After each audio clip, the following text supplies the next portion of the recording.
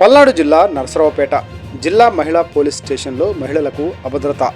మాలమహానాడు రాష్ట్ర అధ్యక్షులు డాక్టర్ గోదా John Paul మహిళా పోలీస్ స్టేషన్ నందు ముద్దాయిలకు కొమ్ము కాస్తున్నారని బాధిత మహిళ హసీనా బేగం ఆవేదన.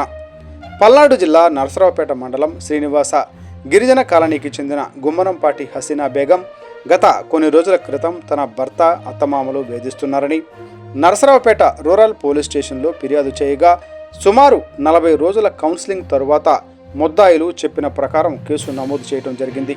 తదుపరి భర్త తాలూకా వారు సంబంధం లేని ప్రమోద్ శ్రీనివాసులతో పాటు ఆడబిడ్డ ఆశాబి, ఆడబిడ్డ భర్త ఆదం షఫీ, మరిది హుస్సేన్లు ఏపీ 39 CS 8972 కారులో 16వ తేదీ రాత్రి సుమారు 8 గంటల సమయంలో ప్రమోదు శ్రీనివాసులు మద్యం సేవించి హసీనా బేగం ఇంటిపైకి వచ్చి తలుపులను తన్ని ఆడపిల్ల అని చూడకుండా అసభ్యకరమైన మాటలతో దాడి చేసి కేసు రాజీ పడకపోతే చంపేస్తామని, తనను తన కుమారుని కిడ్నాప్ చేస్తామని బెదిరించి భయభ్రాంతులకు గురి చేయగా, అదే సమయంలో స్థానికులు పోలీసులకు ఫోన్ చేయగా ముద్దాయిలు కొంతమంది పారిపోగా ప్రమోద్ శ్రీనివాసులను పోలీస్ స్టేషన్లో అప్పజెపితే పోలీసు వారు ఎటువంటి చర్యలు తీసుకోలేదని, బాధితురాలికి ఎటువంటి న్యాయం జరగలేదని స్పందనలో ఫిర్యాదు చేసిన అనంతరం మహిళా పోలీస్ స్టేషన్కు వెళ్ళిన బాధితురాలు సిఐ సుభాషిని ఇరు వర్గాలను పిలిపించే క్రమంలో దాడి చేసిన ముద్దాయిలను పిలవకుండా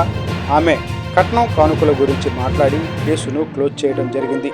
ఈ విషయంపై ఈరోజు స్పందన ఎస్పీ గారిని కలవడానికి వచ్చిన బాధితురాలు హసీనా బేగంతో సిఐ సుభాషిని మరలా ఎందుకొచ్చావు, నీ సంగతి లోపలికి రా తేలుస్తా అని బాధితురాలికి అక్రమ సంబంధం అంటగట్టి బెదిరించే ప్రయత్నం చేసిందని, మహిళా పోలీస్ స్టేషన్లో మహిళలకు భద్రత కల్పించాల్సిన బాధ్యత సిఐ సుభాషిని గారిపై ఉంటే బాధితులను బెదిరించడం చాలా బాధాకరమని, ముద్దాయిలపై చర్యలు తీసుకొని బాధితురాలికి రక్షణ కల్పించకపోతే మహిళా కమిషన్ను అలాగే హోమ్ మినిస్టర్ను కలవనున్నట్లు మాల మహానాడు రాష్ట్ర అధ్యక్షులు డాక్టర్ గోదా జాన్ పాల్ మీడియాతో మాట్లాడారు.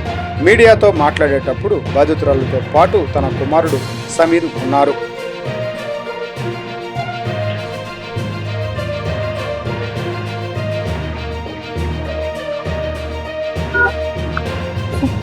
నమస్తే సార్, నా పేరు గుమ్మనంపాటి హసీనా బేగం. నా భర్త పేరు గుమ్మనంపాటి హసన్. నాకు 2011 గుంటూరు వాస్తువులైన గుమ్మనంపాటి బాలసైదులు గారి కొడుక్కిచ్చి నాకు వివాహం చేశారు సార్. పెళ్ళైన కాడ నుంచి కొన్ని మనస్పర్ధలు వస్తూనే ఉన్నాయి, నెట్టుకొస్తూనే ఉంది. ఇవాళకి నా పెళ్ళై 14 సంవత్సరాలు. 14 సంవత్సరాల నుంచి నా తల్లిదండ్రులు నా పంచాయతీలు జరుగుతూనే ఉన్నాయి.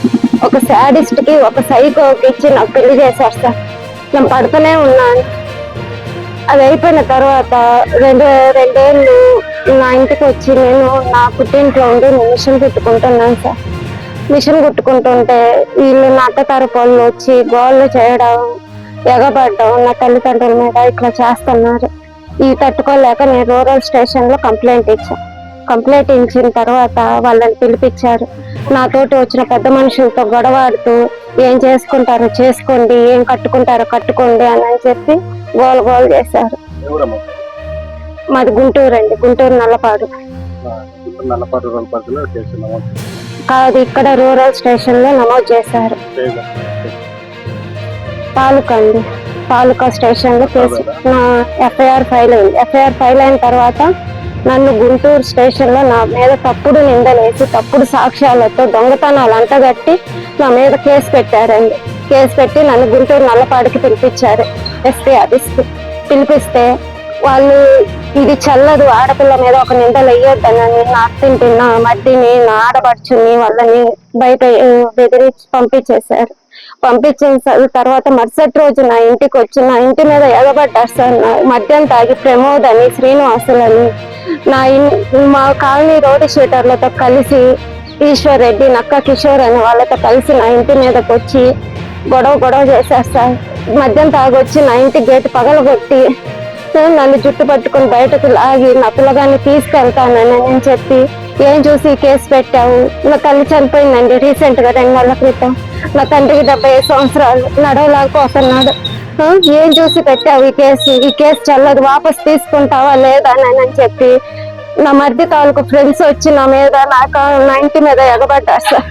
నా పిల్లగాన్ని తీసుకెళ్తుంటే కేకలేస్తే చుట్టుపక్కల వాళ్ళు వచ్చి వాళ్ళని పట్టుకొని నా కాలనీ పెద్ద మనుషులు వచ్చి వాళ్ళని పట్టుకొని రూరల్ స్టేషన్ లో అప్పచెప్పారు. నేను స్పందనలో కేసు పెట్టానండి పోయిన వారం. స్పందనలో కేసు పెడితే నేను పెట్టిన కేసు వేరు. నన్ను మహిళా పోలీస్ స్టేషన్ కి పిలిపించి కట్న కానుకలు మాట్లాడుకోండి, బంగారాన్ని మాట్లాడుకోండి, వైనం చేసుకోండి, సెటిల్మెంట్ చేసుకోండి అంటున్నారు. నేను స్పందనలో పెట్టిన కేసు వేరు. నా ఇంటి మీదకి వచ్చి దాడి చేశారు. నా పిల్లగాడిని రేపు స్కూల్ కి పంపించాలన్నా నాకు నా పిల్లగాడికి ప్రాణహాని ఉందండి. నైట్ పూట వీడియోలు తీసి నేను ఎటు పోయేది ఎటు వచ్చేది అన్ని వాళ్ళకి వీడియోలు పెడుతున్నారు. ఈ నా భర్త తరఫు ఇట్లా చేస్తున్నారు సార్. ఇట్లా చేస్తే నేను మహిళా పోలీస్ స్టేషన్ కి నన్ను పిలిపించి ఈ సెటిల్మెంట్ చేసుకుంటారు.